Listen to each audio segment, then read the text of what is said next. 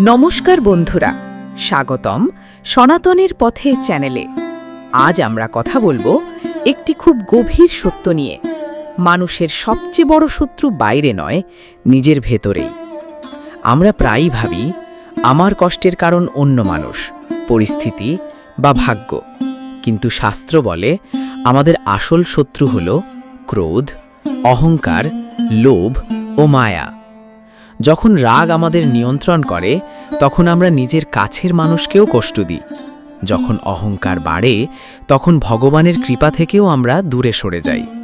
শ্রীমদ্ ভগবদ্ গীতায় বলা হয়েছে, যে ব্যক্তি নিজের মনকে জয় করতে পারে, মন তার সবচেয়ে বড় বন্ধু, আর যে পারে না, মনই তার সবচেয়ে বড় শত্রু হয়ে ওঠে।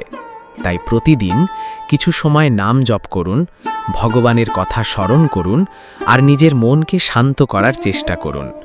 মনে রাখবেন, বাইরের যুদ্ধ জেতার আগে ভেতরের যুদ্ধ জেতা খুব জরুরি। ভিডিওটি ভালো লাগলে লাইক করুন, চ্যানেলটি সাবস্ক্রাইব করুন আর কমেন্টে লিখুন হরে কৃষ্ণ।